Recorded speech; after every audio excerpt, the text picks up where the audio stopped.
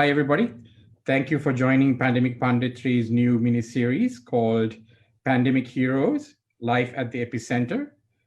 This is our second installment, and we are honored to have Sohan de Silva, the CEO of Sri Lanka's pre-hospital ambulance service, Suwa Seriya.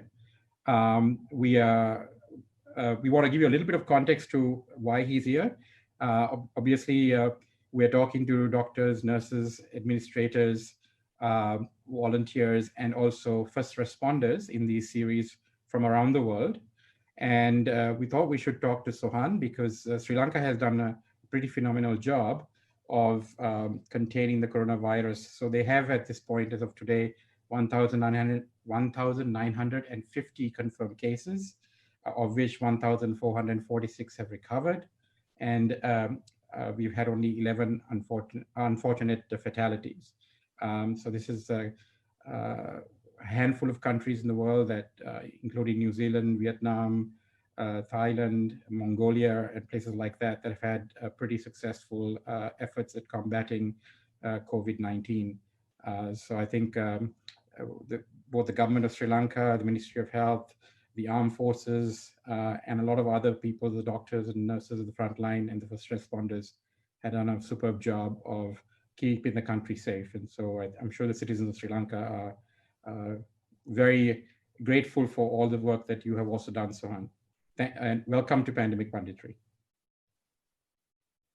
So today what we're going to do is we're going to have a little bit of a very interesting session. So what I found fascinating in our conversation, Karthik and I, with Sohan, was that we were initially thinking of this as stories just from the front line, and there's lots of those from the first responder standpoint. But as we sort of peel back the layers of the onion, we were sort of very surprised and actually astounded to find the amount of sort of the training that his staff undergoes on a regular basis, in fact, in some cases, a daily basis, to become sort of the best in class in what they do. And so they have an extremely dedicated, highly trained, well-equipped cadre that help them. But also what was astounding was the amount of technology that they have built to make this scalable, seamless, and actually was very impressed. I don't know how many Sri Lankan corporates or corporates anywhere in the world have the kind of technology integration and length and breadth that they have. But it is fascinating to see. So we will actually spend a little time there. So Sohan's going to sort of walk us through some slides. He's going to essentially talk to us about some numbers, some data and analytics on how successful they have been, and also the impact the pandemic had on them. But also he's going to also talk to us and share some stories from the front lines about his staff and his efforts. Then he's going to sort of give us a very decent overview of the amount of training that goes into making these first responders, on par with some of the other countries in the world. And that was very interesting to learn about, and hope you will also find that equally fascinating as Karthik and I did.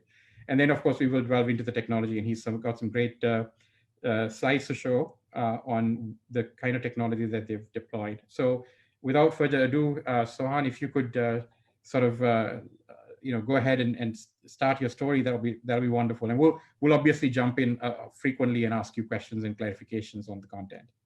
Hi, good morning to everybody, and wherever joining, good day to you.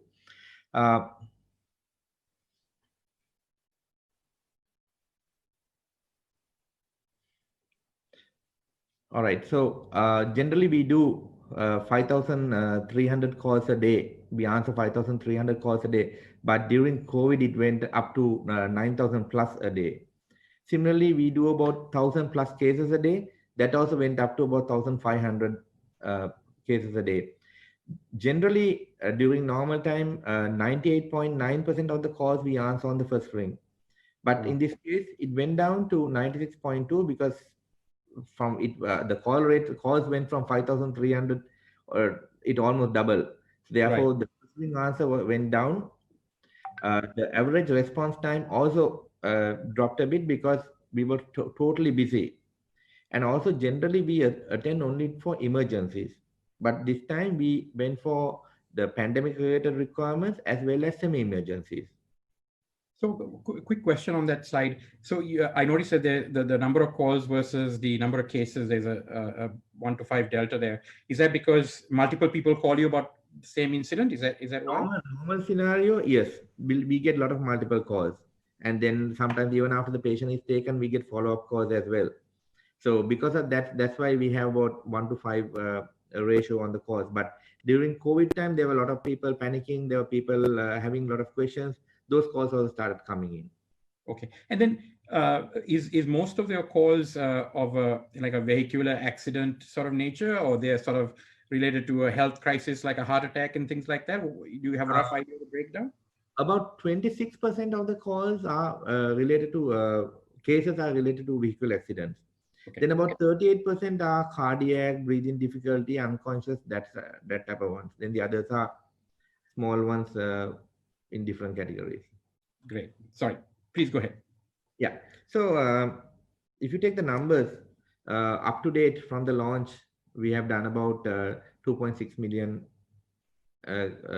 calls, and emergencies assigned about 559,000.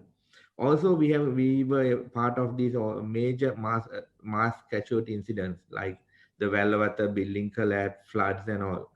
Also, something that we learned a lot was the last year's April Easter Sunday attack, where we had multiple incidents, major incidents, and also at the same time, the whole country, other things were happening. People were falling, people were having heart attacks, all those things were there, provided we were having a major crisis in some of the areas.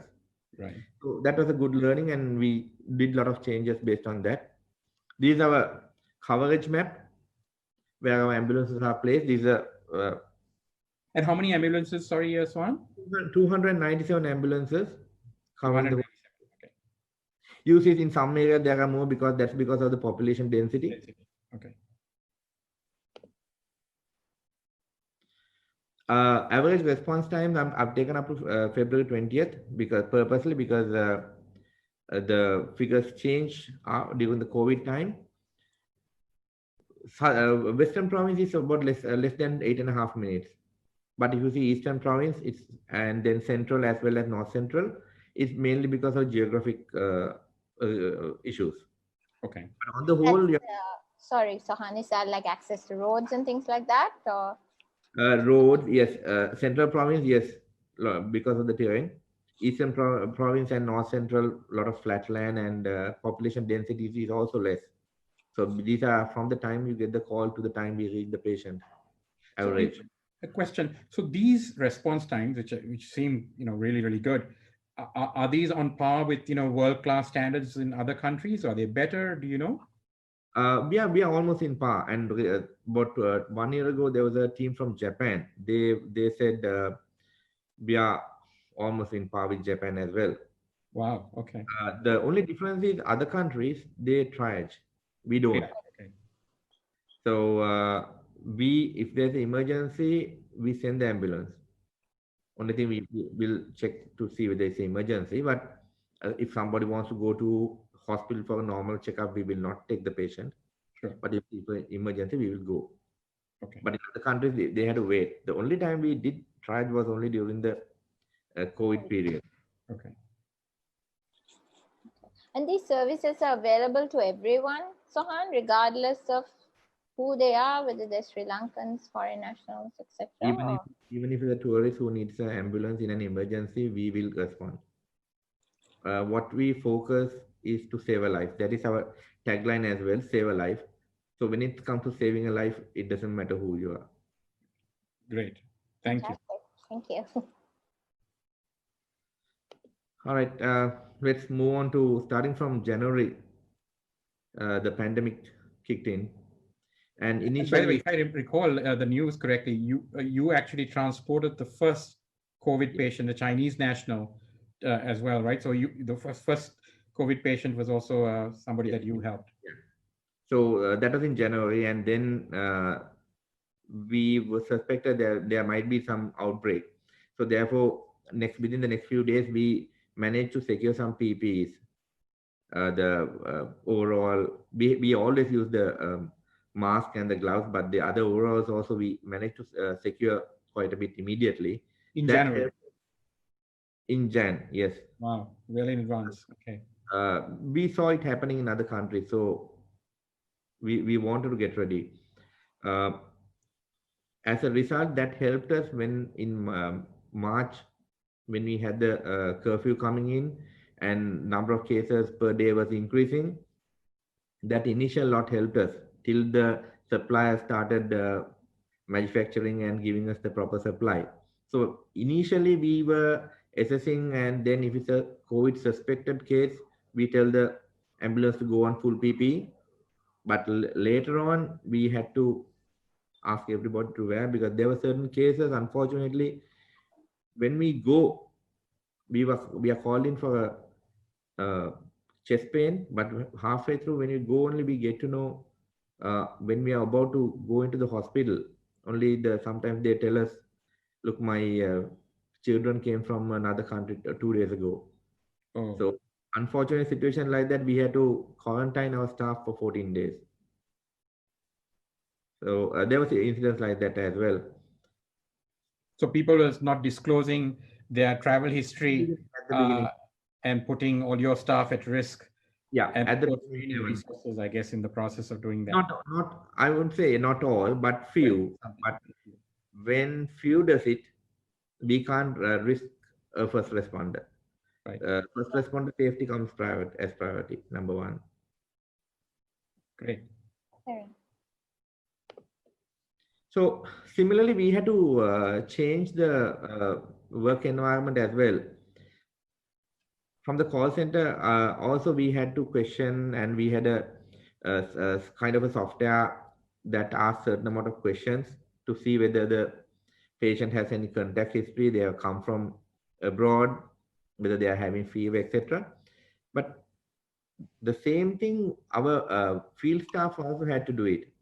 New protocol was brought in that we call the at the door assessment. This protocol is used in other ambulance services around the world as well, to make sure that they are not infected before our staff reach the patient. Okay. Then, and then I think you mentioned to us earlier that this disinfection process, once you've sprayed it, once you've carried a potential corona patient to the hospital and you disinfect the ambulance, that essentially puts the ambulance out of. I mean, you had to wait 3 hours with all the doors open for it to dry, right? So, yeah. so there were. I mean, I'm looking at those numbers that were very exceptional prior to COVID, and they were only decreased marginally. But given that the fact that you had staff that had to be quarantined, that you had to do extra protocols plus this cleanup, I mean, as the resources got constrained, it's not surprising those numbers sort of made a little bit of a dip.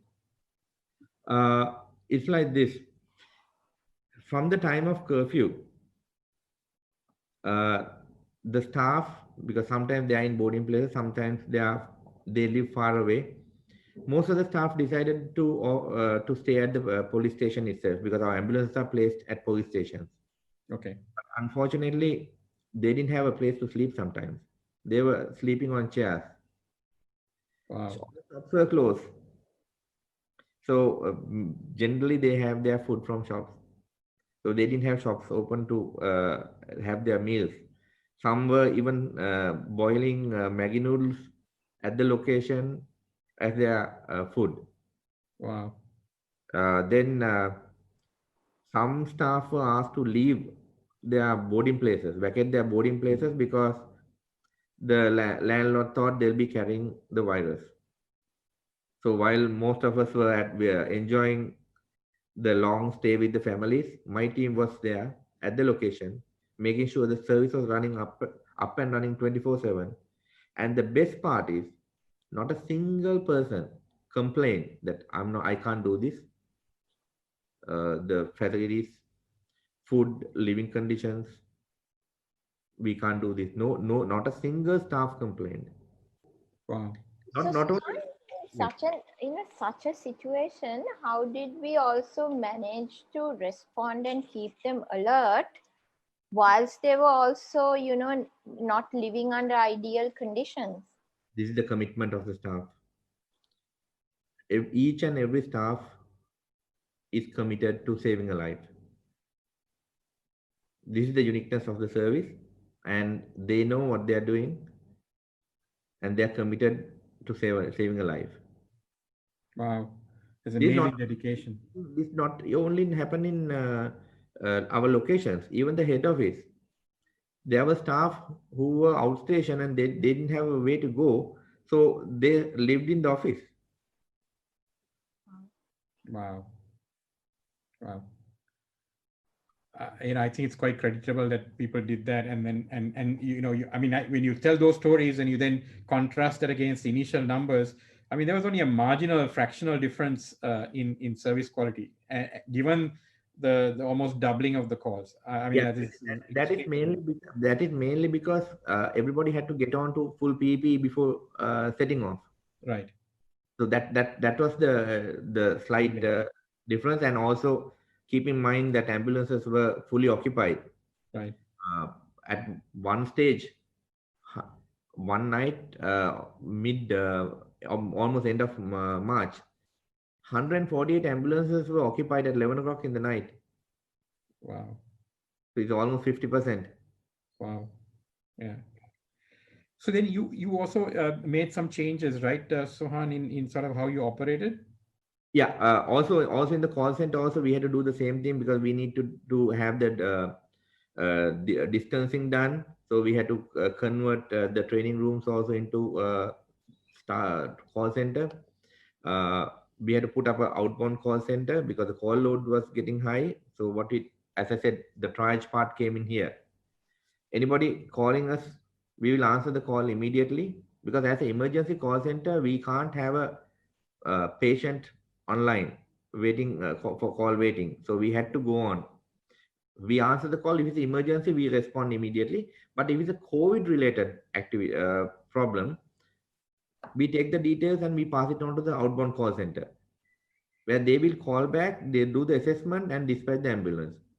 Similarly, we can't say, look, somebody's having a cardiac, and then we can't say we don't have an ambulance.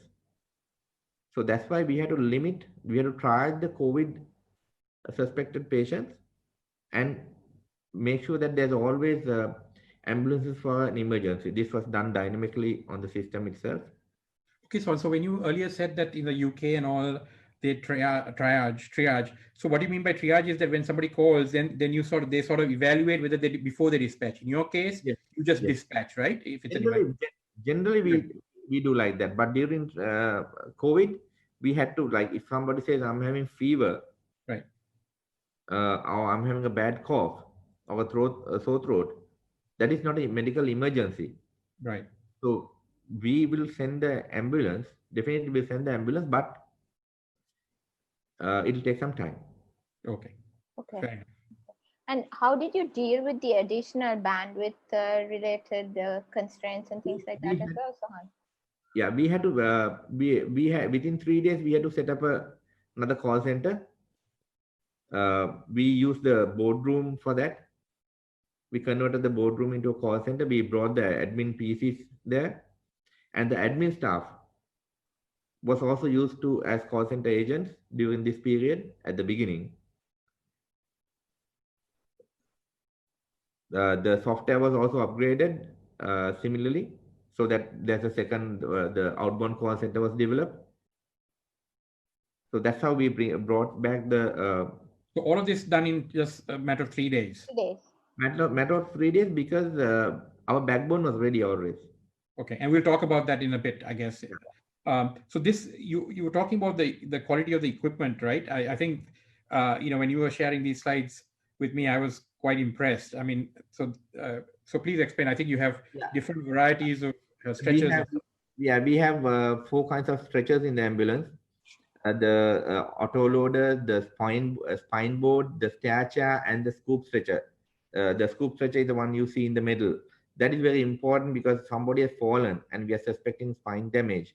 we use this scoop stretcher to move the patient safely. Okay. And also the AED, the nebulizer, suction machine, the patient monitor. Apart from these, we have the extrication tools as well. When you go to especially a motor traffic accident, you need these tools to take the patient out. Though we are not a rescue team, but in order to perform our duty, sometimes we need this. Wow. So this is this standard in elsewhere in the world, or this is something that you localized based on the understanding of your particular situation, and you put these into ambulances? This is not something that came standard when you got the ambulances, I assume. No, the reason is elsewhere when there's an ambulance response to a motor traffic accident, generally the fire engine also comes. Correct. Retrieve the patient. But in our case, we are, I mean, there are so many motor traffic accidents as well. Right. So therefore, we have to have these equipment with us. Great. I mean, it's very, very ingenious of you to sort of think about this and put that in there. And you have a lot of people in very remote locations as well. So, you can't run a fire truck down there with jaws of life, but having this kind of tooling inside the ambulance makes perfect sense. Yeah. Yeah, great. Going on to trainings, we are loaded with trainings. That's how we keep the quality up. We do quite a bit of trainings with the CBRN units of the forces. So these are the chemical warfare units and all of that, right? From the bio warfare. And I mean, chemical, biological, nuclear. Okay. And my understanding is that the staff are actually qualified to be EMTs, right? They're emergency medical technicians, right? That's right. Yes. Okay.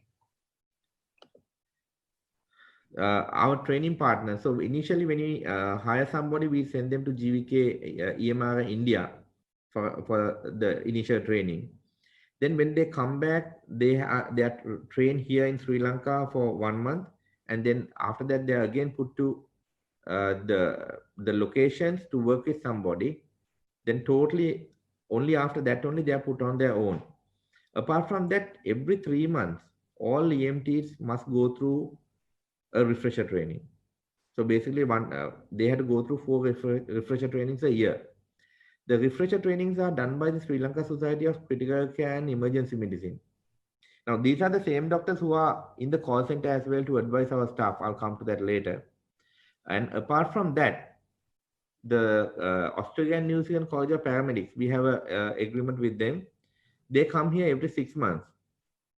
They don't charge us a cent. They buy their tickets, hotel, leave, everything is on them. The whole team comes down to train our teams. Every 6 months they come. Unfortunately, they were due in June, but they have postponed it up to September this year. So the staff gets 2 months of training in India when they start. Yes. Then on the job training, sort of, where they shadow or mirror an existing person.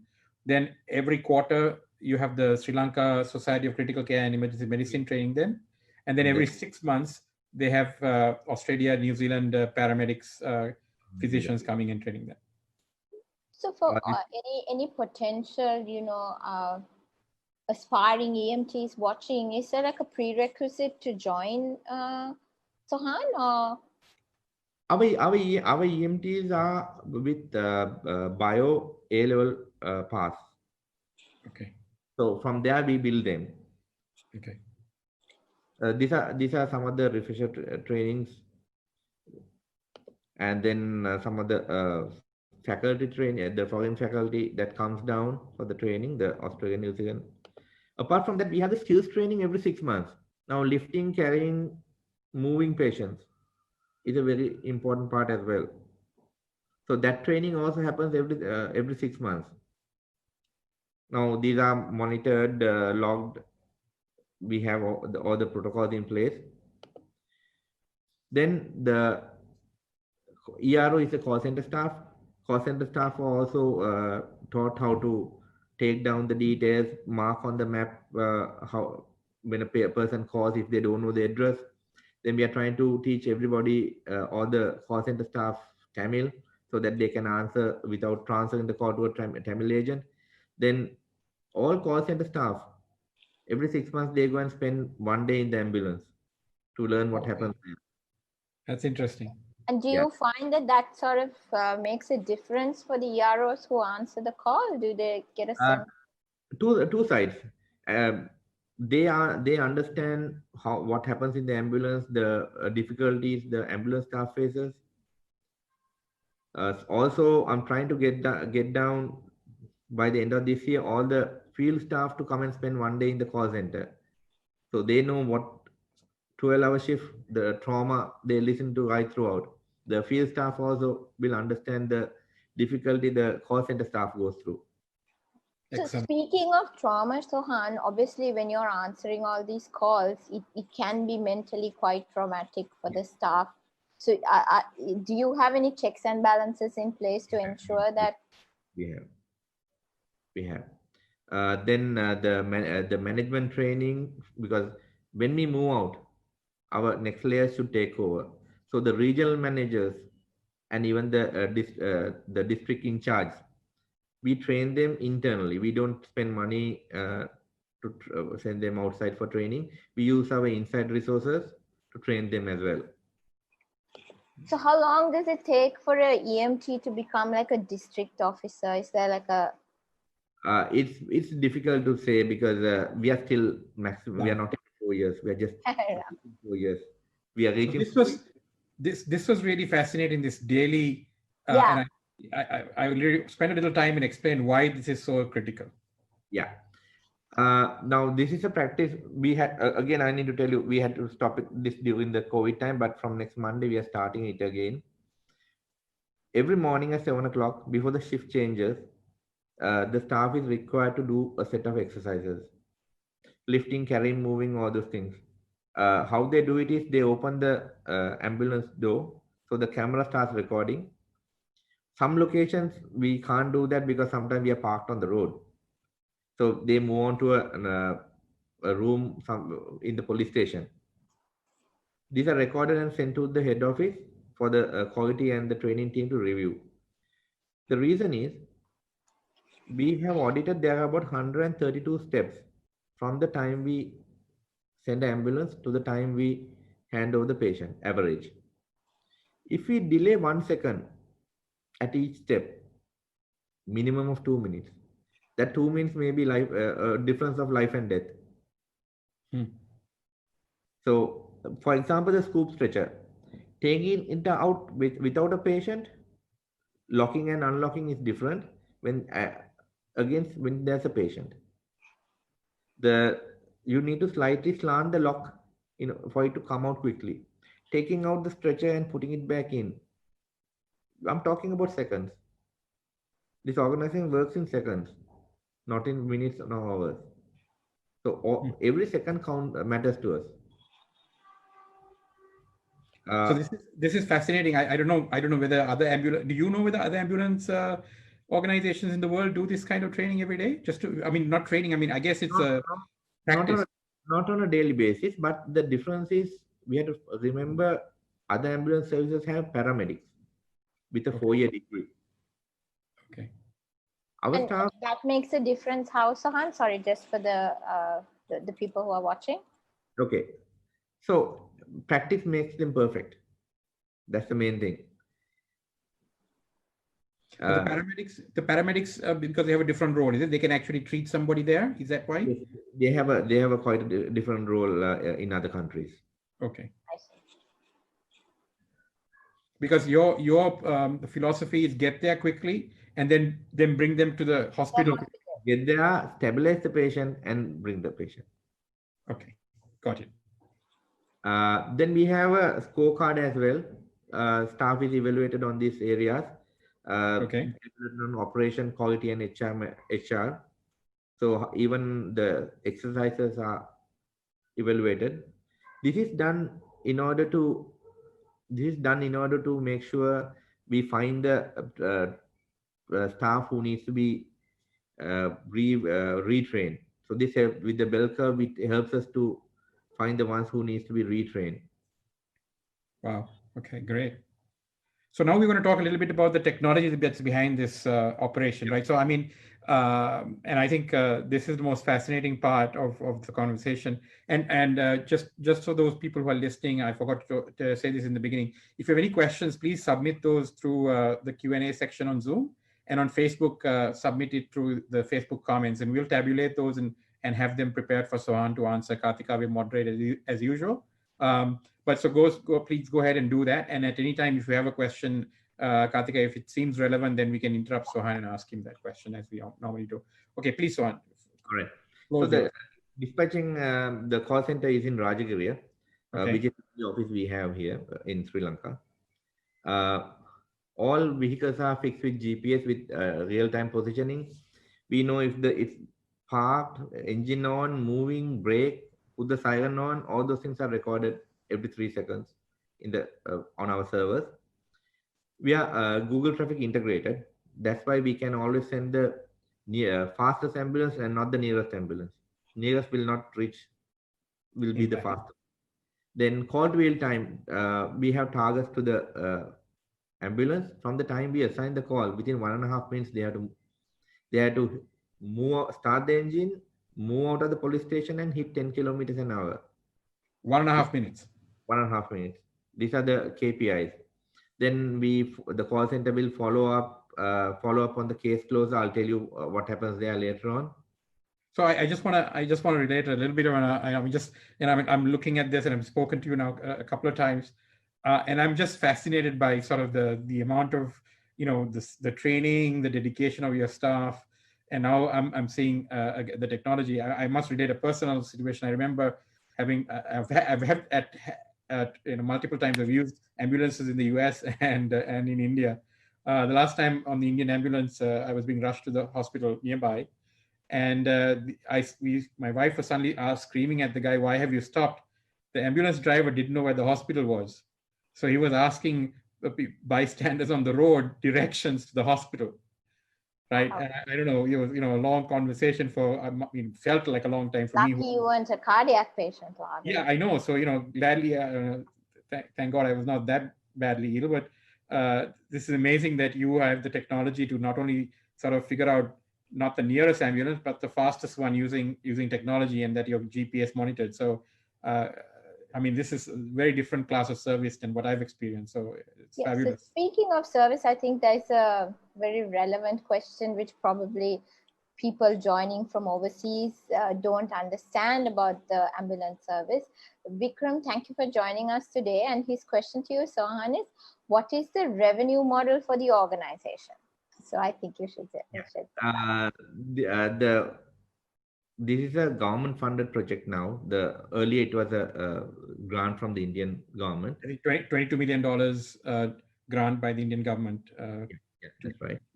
Yeah. Now it'll be funded by the government of Sri Lanka. We 190 Seriya Foundation it was established under Act of Parliament. We are placed under the Ministry of Health, and the government of Sri Lanka funds the operation. So just to be clear, it's a completely free service that's offered to Sri Lankans and tourists alike, right? Yes. Anybody in Sri Lanka. Anyone in Sri Lanka. And it's all island coverage. Yeah. All right. So let's get to the technology, which is very interesting. Yeah. Okay. When somebody calls 1990 on a normal line or a mobile, the system will pick up your number. We will ask what your district, your city, and what we'll need is only your location. We don't need all the full address. So we will ask those details. We'll ask what the emergency is. The system will show the fastest ambulance. We will dispatch the ambulance. See, at the beginning, what we need to know is from the police station, turn left or right. Halfway through, we'll get the other details and the address as well. Then only we'll need the other details. And when we dispatch, sometimes what happens is people will call. They are not at home. They are on a trip. They met with an accident. They'll say, for example, I'm on the road between Anuradhapura and Polonnaruwa. in the North Central Province. We will have to ask further questions and see how many kilometers from this point do you remember, did you pass a junction like this? On that, we can, on the system itself, we can drop the pin, zoom it and drop the pin to the probably the place that we are expecting as per the instructions given by the patient party. Okay. Now these details we push to the ambulance, which we call the navigator. Again, that is integrated with Google Traffic. So they know where to go, looking at the location. This saves a lot of time as well. When they reach there, they press the on the navigator, they press the button that says reach location. So the call center is updated that they have reached the patient location. Also, something additionally that happens is sometimes most of these addresses are not available on Google Maps. Our secondary database captures the address and the coordinates. So later on, in a few years' time, we will have a full address against the GPS coordinates database. So Sohan, even with all of these challenges, you're averaging an all-island response time of about 11 minutes. Yeah, 11 and a half minutes. These days, Yeah. it's about 14 and a half. Wow. Wow. So then the EMT will go. Oh, sorry, one clarification. So in that 11.5 minutes, 1.5 minutes is actually somebody getting into the car, the ambulance, and getting up to 10 kilometers an hour, right? So it's actually 11 minus 1.5 minutes is actually the time, which is amazing. So then the EMT will. What happens is the EMT will have their medicine bag, and depending on the case with the AED, they'll have that equipment ready. They will get off the ambulance and run to the patient. The pilot will stop the ambulance and follow the EMT. The Okay. EMT will assess the patient, take a call to our doctor who's in the call center. Now, as I told you before, these doctors are from the Sri Lanka Society of Critical Care and Emergency Medicine. The doctor will advise the EMT the type of treatment that needs to be done. And also the doctor will decide on the hospital. The doctor's screen will see the hospitals that are available in the area. And the doctor can add all the other details as well. Okay. When the doctor decides on how many people per ambulance? Sorry, Sohan, just 2 people, is it? We have the pilot who is the driver, but the reason why we call him the pilot is he's a assistant EMT as well. He's been trained on first aid, lifting, carrying, AED usage, CPR, all those things. And then the EMT. So we have only 2 people. Yeah. And they're responsible for that entire operation until the patient gets to the hospital. Wow. Yes. So when the doctor selects the hospital, that location is pushed back to the ambulance, and the ambulance pilot knows where to go. At the same time, something parallelly happens. The hospital that the doctor selected will be again geofence. That's like a kind of a circle with the hospital mark. So the moment the ambulance crosses that point, we get updated that the ambulance has entered the hospital. Similarly, when the ambulance moves out, it gets updated. Parallelly, we know that the ambulance is now available for another case. So one of the reasons why we don't sometimes take a patient back home, there had been quite a few requests. If the ambulance is ready, halfway through, when we are passing a road, passing somewhere, the system will pick that ambulance as the closest ambulance or the fastest ambulance. So if we have somebody we are dropping home, we can't drop the patient home and come and collect the next patient. So that's why we don't. It's not like a taxi service. Yeah, exactly. Exactly. So that's why we don't drop the patient back home. Great. But during the COVID time, for critical care patients who want to come back home, did you make any exceptions? Or During COVID time is the worst time. We were so busy, and if we had to take a patient home, it's going to put us into a lot of constraints. And also similarly, if we take a COVID suspected case, our ambulances were disinfected at the hospital, by the hospital. and then after that you have to keep it Open for 3 hours. open for 3 hours.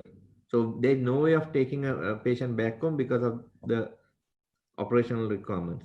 So this disinfection at the hospital, was that a government mandated protocol, Sohan? Or?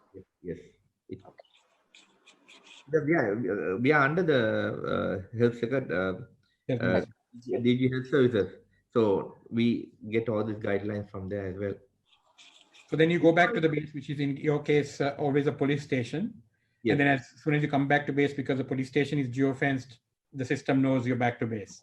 But there'll be situations where there's blood spatter, vomit, and the staff needs to clean. So they can request on the tab itself that they need cleaning on the tab. So they'll have about half an hour. Within half an hour, if the ambulance has not come online, the call center will follow up to see if they are having any difficulty.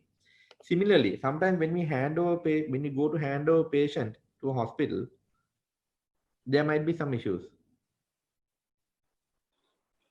Handing over process or whatever.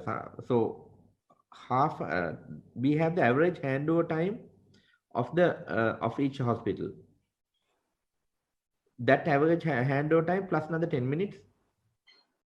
Call center will call back to see whether they need any assistance. Okay. So you have collected enough data that you know what the average for each hospital is. So you have alerts that go out just as those parameters are breached. So you can be always on top of this to say, hey, what's happening, what's going on, right? So, I mean, this kind of close monitoring is what you're doing. Yes. Okay.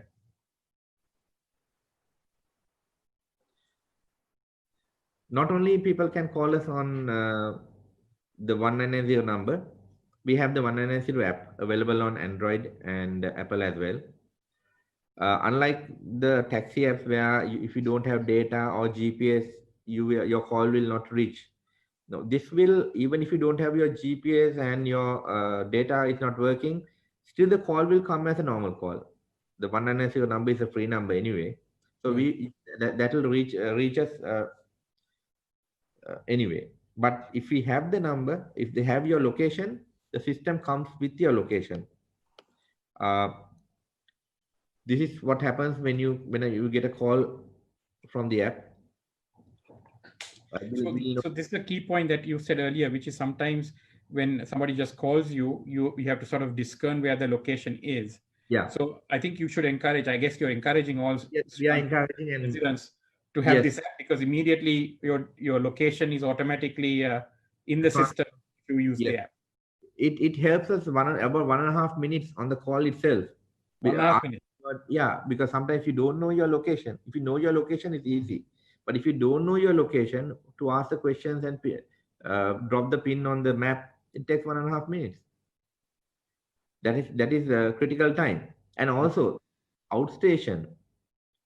If your location is marked, it's very easy for us to find you. Right. There are situations where we tell them, can you hear the siren? We call them and ask, can you hear the siren? If you can hear the siren, give us some indication, or at least try to come on to the main road. We can find you, because the places are not marked properly. Correct. So I think now I'm hoping that if at least people in Sri Lanka, when they see this, they download the app. They go immediately today itself and download the app, because this will save 1.5 minutes of your time. Yeah, and it's also for tourists apparently. And for tourists, anybody in Sri Lanka. Yeah. If a tourist is coming, they can download from the App Store. Install it. How are they being informed about this service, Sohan? We are signed up with a few companies. They are going to put up some displays on the airport, and the mobile service providers will also have leaflets available at their counters, so that tourists coming in to the country will know that they can get this service free of charge. It's comforting to know you come into a country that there's an ambulance service that will take you to a hospital in an emergency. A free ambulance service. Free ambulance service. Great. So and then they also tied into the police 119, right? Yes. We have a 119 officer in the call center as well. Okay. For example, motor vehicle accidents, when we get to know we will update the system, and through the system will inform the officer. The officer will radio the nearest police station, and he'll update our system as well. So the officers who are in the call center, they are trained to update this system as well. Motor vehicle or assault, all these cases, they will update the system as well. Okay. Once again, as I told you before, everything is protocol driven. Patient handling, every step has a protocol. Right. Calling the doctor is compulsory in the call center. Okay. EMT has to call the doctor. 24/7 doctors are available. And once again, as I told you, the doctors are from the Sri Lanka Society of Critical Care and Emergency Medicine.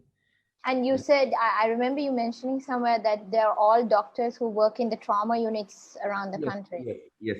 These doctors are working in government hospitals somewhere in a ETU, and they come here to, depending on their shift.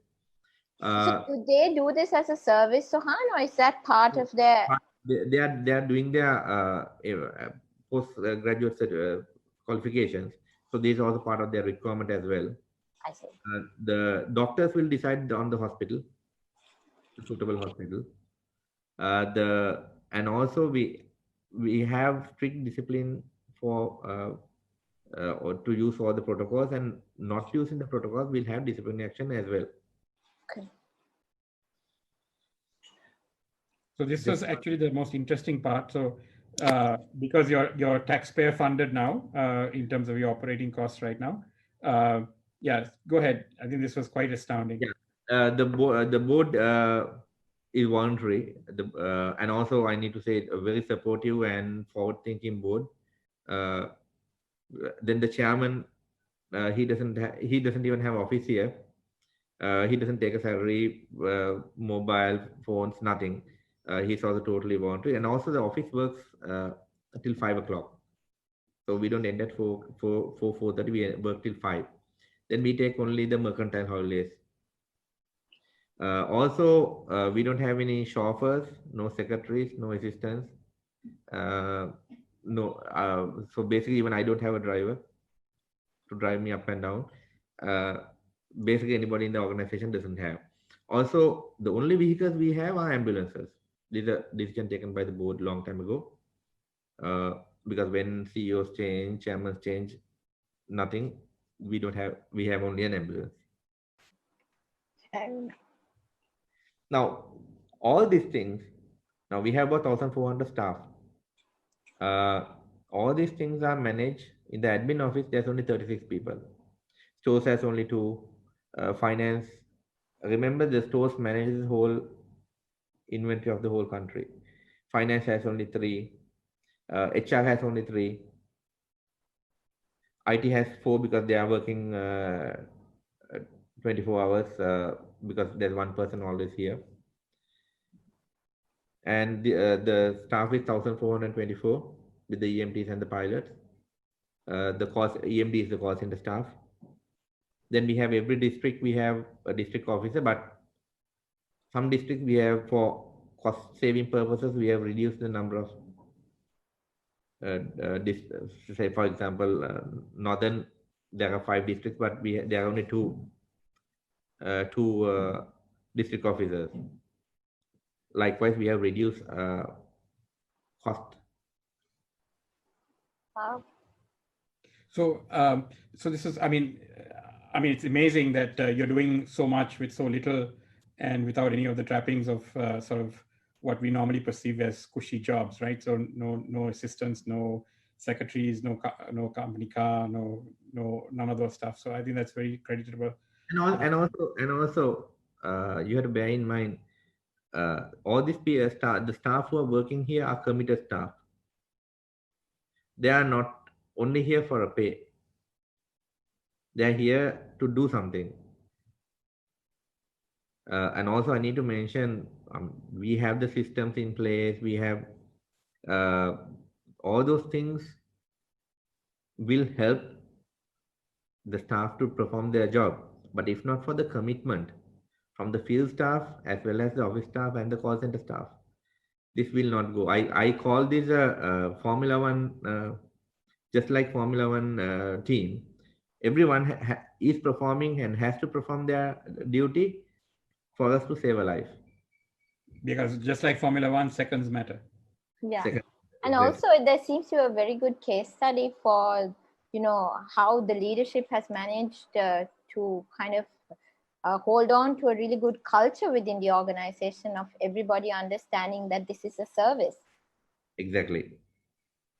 And that's been borne out by the commitment shown by the first responders during COVID. COVID. That Yeah. was true, yes. These support systems are also very interesting. If you could just, especially the WhatsApp stuff, I mean, that was also. So, this is staff signing. yeah, I'll put it on through because of the time constraint. Yeah. Staff signing in, because we are not having everybody in one location all over the country. So they have their apps for logging in attendance. Then staff movements. There are district officers who are moving up and down. Even I use this app when I go for a meeting. I set on the system, so my travel, everything is logged in. Now this app is getting upgraded where I can even now later on I can put the notes, to-do list, everything on this. So I don't have to come back to office and type my to-do list. Not only this app, we are using WhatsApp type apps as well. The grooming app is managed by the district officer to make sure that you're in your full uniform properly every morning and evening. Then the peer group update is like emergency cases, pregnancy cases, all these things are informed to us as well. Ambulances going offline, apart from the system, the system monitors it as well, but you're on the move most of the time, and it's very easy for you to see what are the ambulances that are gone for maintenance, tire replacement, etc. So this WhatsApp has become a part of our life, and similarly, we are using that to keep us updated as well on anything that happens 24/7. Then the And then you fueling, do this fuel monitoring as well, right? yeah, we started the app started a few months ago, and we don't use cash; we use the card. So So every all the pilots, all the drivers have a corporate card, Yeah. to buy gasoline. Yes, Yeah. yes. And then automatically it comes onto the system, and then it is monitored by the fleet team. They see the fuel performance of each refill, and they will, if there's a requirement, they will go check the vehicle to see whether it's a driving problem or whether it's a vehicle issue. Then, if needed, they'll move the ambulance for maintenance. Also, the inventory is requirement based. For example, a bottle, Dettol bottle. Every location will not need a 1 liter bottle. You need fast moving locations will need a 1 liter. Slow moving locations will need a smaller bottle. So depending on the requirement, only we send the inventory. And that's also tracked using systems. And then also expired items. 4 months before item gets expired, we get it down. When we go on the inventory distribution, we get it down. On the third month, that is distributed in the Colombo district. So 1 month before expiry, it's taken back. So that way, the number of expiry items that we have to get rid of is less. Saving money again. Yeah. Then audits and follow-ups happen. We have different type of audits. Then the care, we call the PCR, patient care report, that is uploaded immediately to an app, and the quality team reviews it individually. Then field audit teams are there to go and check the status. Also, the audit report, it's the compulsory weekly audit review meeting is a CEO's meeting where CEO has to sit for the audit meeting. So we are auditing everything here. I mean, everything from quality of care to vehicle fuel consumption to everything. Everything is audited, right? Because you're monitoring everything. I mean, I know that given that you used to be in the data center business, being an IT guy yourself, obviously uptime and all these things, you're very attuned to sort of looking at analytics. So I guess that's the background you bring. Then 48 hours after the patient is handed over to the hospital, we call back. We check what the patient condition is, and if they have a feedback, and if they have a complaint, now those complaints are escalated up to the CEO. I see. So you call back the patient or the hospital, Sohan, or both? No, the patient. I see. Finally, failures and DR. Disaster recovery. Yes, disaster recovery. Now, even the ambulance has two SIMs on their phones, what you call the base location phones. Then the GPS, if that GPS fails, it automatically will route to the tab that we have. It will not give the all the details like we used to get from the GPS, but we'll know the location of the ambulance. Now here there are three type of failures. The phone system will go down, the IT system will go down, or everything will go down. These are some photographs when everything has gone down, but we will move on to you'll see the white color phones. Those are standard phones. Calls will come to us because we have a technical agreement with Sri Lanka Telecom. They route even if their soft switch goes down, they route their calls to copper phones. So there are a set of copper phones will start ringing. We move to the whiteboard to mark the ambulance locations, and then pens, files will come out. But Paper comes out. Yes, but to So keep how often do you do this practice training? every 3 months, one Every 3 night. months. Yeah. Okay. So every 3 months, it's a drill, like you It's a just drill, go yeah. through. Yeah. Prepared. It's great. Karthika, questions? So far, people are just blown away, and I'm only getting positive comments about how good the That's work. always good. Positive comments are always good. So Yeah, we have about, I think we're about 5 minutes. So I think, Sohan, I am personally sort of super impressed and gratified that, as a citizen of Sri Lanka, that this is a fabulous sort of achievement for the country. All of this is indigenously developed software, right? I mean, this is all locally produced. Yes. Okay. All software is locally developed. Okay. And I know for the future, you're thinking Also, of I need to tell this as well. All staff is Sri Lankan as well. all staff is Sri Lanka. Okay. And what are the plans for the future in terms of the next steps? I mean, you mentioned some interesting things that are coming up. We are trying to bring in an analytics for the patient, what you call the patient care report. Okay. That we are trying to bring in analytics. Then the body cam. Body cams. And also we're trying to bring the two-way Radios. So instead of relying on mobile telephony, that you would use radio frequency as a failover, and also that this system is also now almost developed in case of a tsunami or a floods or whatever. We have marked safe locations, so we will inform the ambulance to move to safe locations, and the moment it is done, we will get an update saying all these ambulances are in safe locations now. So Sohan, just going back to the drawing board, originally when you started, the vision was to save the life as quickly as possible, or how did we get here? It was right throughout save the life. I mean, so are you at liberty to name who who develops all this software? I mean, do you want to give them a call out, or is that confidential? There are quite a few suppliers. Okay. But see, if now what I didn't mention on the call was the changes that we did for the COVID. Those changes, like allocating only a certain amount of ambulances for the triage, and monitoring those that the quantity doesn't exceed. Then setting up the call center, the technical support. All those and things you were able to actually at some point people were able to work from home also, right? I mean, the systems were. I mean, this is something that I think Sri Lankan corporates were struggling to do, but you were able to do that. Yes, you also mentioned, Sohan, that your vendors were so forthcoming and so helpful that some of this stuff they actually turned it around free of charge and things like that. All the changes that they did for the COVID pandemic was done free of charge. And then there was another supplier who came and gave us the questionnaire I told you about. That was done. That system was done free of charge. There were a lot of people who came forward to help us free of charge during the crisis. Wow. So what? I mean, so what's next? I mean, can these response times be improved if we had more ambulances, for example? It can be. Okay. Especially outstation, we'd like to bring it down to about 8 minutes. Okay. So we want to bring the whole country under 8 minutes. So you've achieved so much in such a short period of time, Sohan, with the team, obviously. So what's kind of your next phase, or what's your next vision? What's that other mountain that you want to climb now?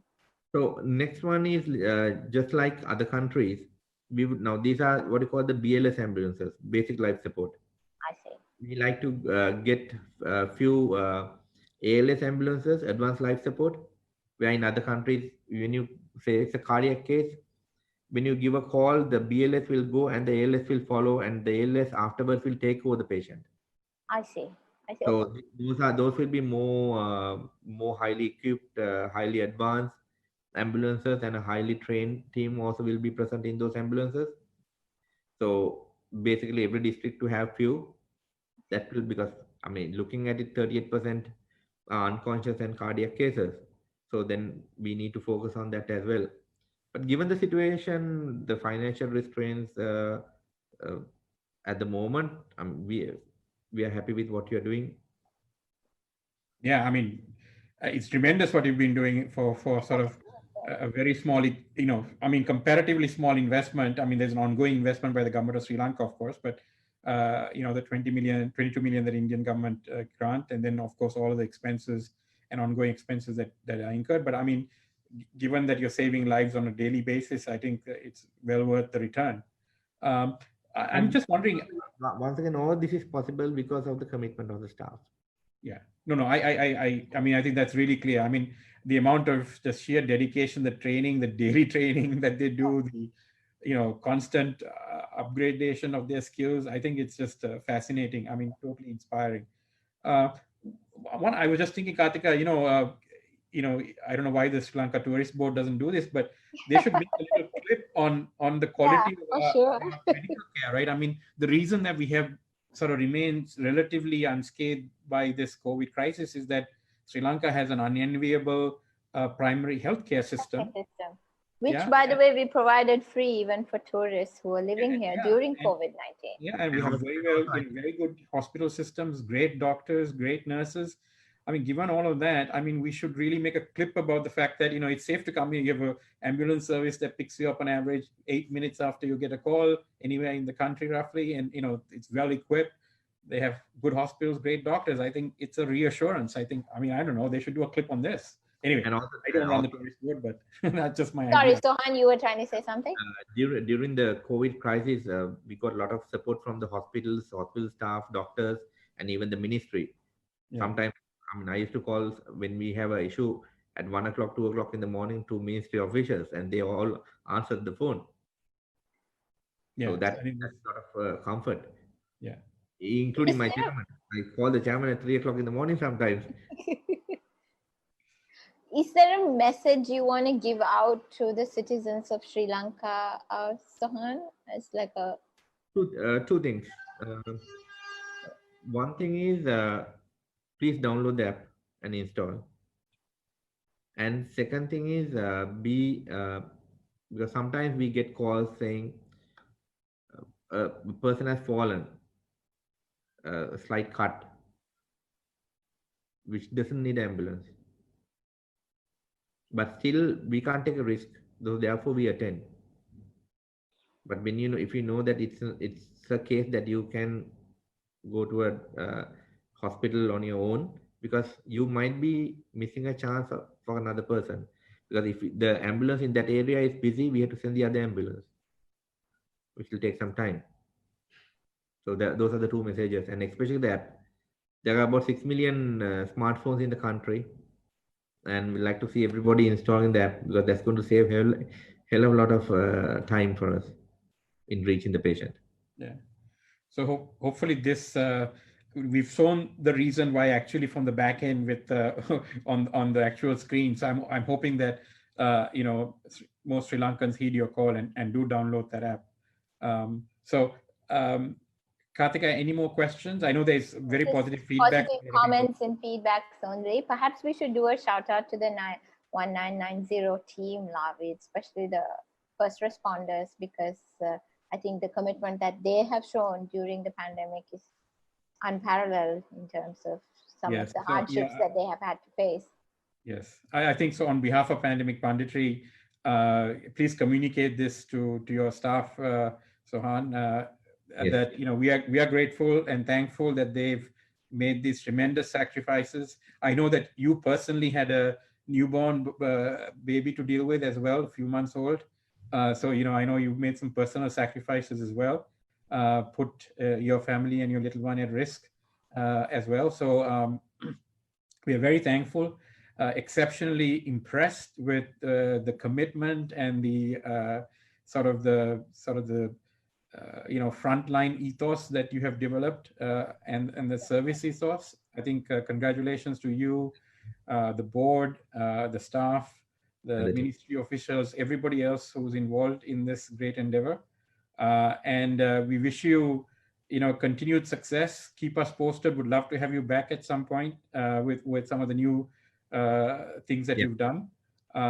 Again, so on behalf of Pandemic Punditry and Karthika and myself, thank you for joining us this morning. And I'm hoping that not only Sri Lanka, but maybe other countries who will be watching this will be inspired to adopt some of these techniques. I certainly hope so. This is where I think Sri Lanka is leading, in fact, or at the very least comparable to some of the more advanced countries in the world, and that's really heartening to see. So thank you again, Sohan. Have a great weekend, and thank you for all our viewers as well. Hope to see everybody. Thank you. Bye. Thanks again. Bye.